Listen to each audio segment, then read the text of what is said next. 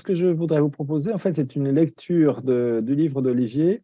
Je ne vais pas rentrer dans le contenu. Ce dont j'ai envie de vous parler, en fait, ce soir, c'est pourquoi je pense que ça résonne très fortement avec les évolutions sociétales profondes, telles que notamment décrites par le modèle de la spirale dynamique. Alors, qu'est-ce que ce modèle? Eh bien, en fait, il a été inventé par Chris Cowan et Don Beck à partir des travaux d'un psychologue américain qui s'appelait Clark Graves. Clark Graves, il est contemporain des Maslow, la pyramide de Maslow, peut-être que vous connaissez. Donc, on est dans les années 60-70. Et donc, Clark Graves s'était posé une question intéressante. Qu'est-ce qu'une personne mature? Et à partir de la description et des réponses qu'ont données ses étudiants, il les a modélisées et s'est aperçu qu'il y avait 6 systèmes de valeurs. Et puis un petit peu plus tard, il en a ajouté 2 autres pour arriver à 8. Et c'est ça qu'il décrit dans ce système. Alors, certaines parmi vous connaissent les travaux de Piaget sur les stades de développement. Eh bien, il y a cette idée extrêmement intéressante chez Graves que le stade de développement de l'individu recoupe en fait l'évolution des sociétés. Et donc, nous passons par des niveaux de développement en fonction en fait des changements dans nos conditions d'existence. Donc, si je vis parmi les ours dans les cavernes, je n'aurai pas effectivement les mêmes conditions d'existence que si je vis à Hong Kong ou New York au milieu des gratte-ciel. Et de l'un à l'autre, eh bien, je passe par différents stades, différents niveaux de complexité. Donc, voilà cette idée que l'évolution des individus continue par la culture, l'évolution biologique, et elle retrace l'évolution des sociétés. Alors, ce qui est intéressant, c'est qu'il ne faut pas se dire qu'il y a des niveaux qui sont mieux que les autres, hein. C'est pas ça. Chaque niveau transcende et inclut les niveaux précédents, un petit peu comme les petites poupées russes, vous savez, hein, ou comme les pelures d'oignons, si vous préférez une comparaison agricole. Donc, il n'y a pas un niveau qui est mieux ou moins bien, mais si je suis face à un ours ou face à un russe dans une tranchée, eh bien, il faut mieux que j'ai les outils adéquats. Et si je suis parmi les financiers à Wall Street, eh bien, ce ne sera peut-être pas les mêmes outils. Voilà. Et alors, ce qui est intéressant, c'est qu'en fait, quand on passe d'un niveau à un autre, on va osciller entre un niveau individuel et un niveau collectif. Donc, le tout premier niveau, c'est le niveau beige, hein, en couleur beige, vous voyez tout en bas. C'est le niveau de la survie. C'est le niveau de l'instinct et le niveau automatique. Donc, c'est le bébé, hein, voilà, qui pleure, qui dort. Mais au niveau collectif, on retrouve, parce qu'il y a des cycles, et nous retrouvons ce niveau aujourd'hui, puisque nous voyons bien que, en gros, la survie de l'humanité, la survie du vivant est en cause aujourd'hui. D'accord? Deuxième niveau, eh bien, c'est le niveau magique, tribal. Pensez aux enfants pour qui tout est animé, hein, le café, le nounours et la brosse à dents ont tous une existence individuelle. Et au niveau, bien sûr, des sociétés, des collectifs, c'est le clan, c'est le rituel. Pensez à un club de fans de foot ou de rugby, mais aussi pensez, par exemple, à ce qui vous a manqué pendant le confinement, hein, dans le télétravail, voir des gens se sentir ensemble. Et puis, alors, il y a pratiquement plus aucune société qui est entièrement centrée dans le niveau d'existence violet, peut-être dans certaines tribus en Amazonie, mais les chamans, etc., vous voyez, pensez à ce stade de la civilisation. Et puis, ben, vers 4-5 ans, ou un petit peu avant, oui, pour les individus, arrive le niveau rouge, le pouvoir impulsif, un peu égocentrique, c'est je veux, je prends le jouet de mon petit frère, de ma petite sœur, éventuellement je le tape pour le lui prendre. Alors, si je m'appelle Trump, eh bien, j'impose des sanctions et des tarifs. Si je m'appelle Erdogan, Xi Jinping, Poutine, enfin, vous voyez ce type de leadership, n'est-ce pas? Voilà, c'est je prends, c'est la loi du plus fort. Alors, ça va un certain temps, et puis pensez à l'Europe autour des Vikings. Au bout d'un moment, on s'est dit, ça commence à être un petit peu compliqué, il y a toutes ces guerres civiles et tout. On va mettre un peu d'ordre là-dedans. Alors, arrive l'Église, n'est-ce pas, et les grandes religions dans d'autres parties du monde, bien sûr, qui viennent pour mettre un peu d'ordre dans tout ça, avec des grands récits. Pour celles et ceux qui ont lu Yuval Noah Harari, il nous explique que le développement des sociétés complexes se fait par, effectivement, l'adoption des méta-récits, une grande histoire dans laquelle tout le monde se retrouve. Et au niveau individuel, entre 5 et 7 ans, c'est tout simplement l'apprentissage des règles. Ah, tiens, je ne peux pas faire ce que je veux. Et donc, je développe un niveau d'abstraction qui comprend l'idée que si je fais ça, ça va poser un problème. D'accord? Beaucoup de sociétés, y compris d'entreprises, sont encore dans ce type, dans ce système de valeurs. Okay.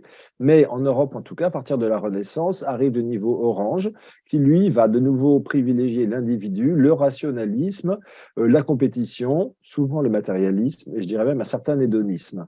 Alors, poussé à son extrême, ça donne la phrase complètement stupide de M. Jacques Séguéla, expliquant qu'à 50 ans, si tu n'as pas une Rolex, tu as raté ta vie. Bon, ça, c'est évidemment la version extrême, n'est-ce pas? Il y a plein de gens qui n'ont pas de Rolex qui sont très heureux. Et puis, dans les années 60, apparaît un nouveau système de valeurs, système vert, qui va privilégier l'harmonie, ce qu'on appelle aussi la postmodernité. Donc, si orange, c'est la modernité, vert, c'est le postmoderne, on retrouve le côté collectif, n'est-ce pas? Et parfois, un peu exacerbé là aussi, je dirais le collectif qui va jusqu'à l'ambiance réunion de copropriétaires. Au bout de 20 ans, on n'a toujours pas décidé si oui ou non on allait repeindre la cage d'escalier, parce que vous comprenez, il faut un consensus de tout le monde. Bon. Alors, on en est à peu près là. Dans les sociétés verts, hein, dans les sociétés occidentales, c'est peut-être 10, 15, peut-être 20%, ça dépend des tranches d'âge. Et puis, tout à fait marginal, peut-être 5%, c'est la pensée jaune, systémique, intégrative. Je dirais que c'est ce qu'on appelle la deuxième spirale ou la deuxième spire, si vous voulez.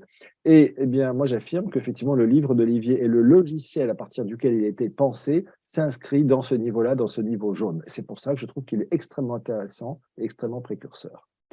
Alors, je ne vais pas commenter ce qu'on voit sur cette diapositive, mais l'idée, c'est que vous voyez, à chaque niveau d'existence, eh bien, nous développons des capacités cognitives, sociales, peut-être même biologiques, pour y répondre. Et donc, nous évoluons jusqu'au niveau que nous voyons aujourd'hui dans la société. Donc, au niveau jaune, hein, le niveau systémique, alors G, c'est les conditions d'existence, T, c'est la réponse, bon, eh bien, on prend conscience de tous les apports précédents. Et ce qui est extrêmement intéressant, c'est que quand on arrive à ce niveau, eh bien, nous sommes capables, en fait, de communiquer avec toutes les personnes des niveaux précédents. Donc, on va avoir un côté intégrateur, n'est-ce pas? Et effectivement, c'est ce qu'on voit un petit peu dans la construction de ce livre, puisque ce qui est intéressant, c'est qu'il ne va pas s'opposer, il ne va pas dénigrer les niveaux précédents, il propose de les transcender, de les dépasser. Ce qui n'est pas la même chose que de s'opposer et de dire que tous les autres étaient nuls et que seulement nous, bien sûr, avons les bonnes réponses. Donc, quand on est dans le niveau jaune, il y a une préoccupation centrale, en fait. Hein. Niveau jaune, on va effectivement s'affirmer, on va viser l'épanouissement individuel, mais pas au détriment des autres, pas au détriment du vivant. Et ça, c'est la première fois qu'on va formuler cette préoccupation centrale. On a une vision systémique des enjeux, on comprend bien que si on veut combattre l'inflation, il faut le faire tout en préservant eh bien, enfin, en luttant contre le réchauffement climatique. Vous voyez, ce n'est pas l'un ou l'autre, c'est le « et », le fameux « et » cher à Edgar Morin. On est dans la co-construction, mais ce n'est pas forcément consensus, justement, de nouvelles manières de prendre des décisions, et donc l'excellence décisionnelle s'inscrit tout à fait là-dedans. Okay, on est plus à l'aise avec la complexité et on est conscient des insuffisances des niveaux précédents, aussi bien le niveau orange qui malheureusement nous amène au bord du gouffre d'un point de vue climatique, biodiversité, etc., mais le niveau vert qui, hélas, souvent n'arrive pas à prendre une décision parce qu'on veut tellement faire plaisir à tout le monde qu'à la fin, on ne décide plus rien. Bon. Donc on favorise l'expression de soi, mais pas aux dépens des autres, et dans la perspective de permettre la continuité de la vie sur Terre. Okay. Alors, si vous lisez les autres livres d'Olivier Zara sur l'intelligence collective, etc., vous voyez qu'on est toujours dans cette idée d'une approche systémique pour résoudre les problèmes, quitte à dépasser le consensus à tout prix. Donc, pour moi, je dirais que ce que nous proposent voilà, les 8 principes de ces livres, c'est véritablement ce que j'appelle moi une infrastructure cognitive, un ensemble de principes qui font système. Regardez par exemple le principe consistant à interdire le mensonge, n'est-ce pas, dans la politique. Eh bien, typiquement, c'est un principe qui conditionne tous les autres. Et s'il n'y a pas cela, tout le reste s'effondre. Donc, les principes n'existent pas indépendamment les uns des autres, ils fonctionnent ensemble. Ça fait un tout, et un tout vivant, j'ai presque envie de dire un tout organique.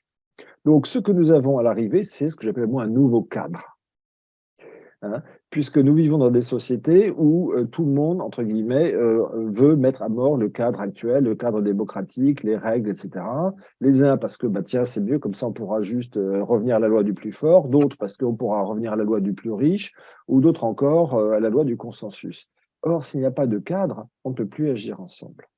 Parce que nous avons plusieurs générations dans cette société qui doivent cohabiter. Il s'agit donc de redonner de l'envie d'agir, de l'envie d'expérimenter dans un cadre qui est légitime parce que nous l'avons construit ensemble et parce qu'il est révisable. Donc, s'il ne nous plaît pas, nous pouvons le changer ensemble. Et j'ajouterai et je conclurai en disant que ce que moi je trouve très enthousiasmant, c'est que c'est responsabilisant au regard des enjeux existentiels auxquels nous sommes confrontés.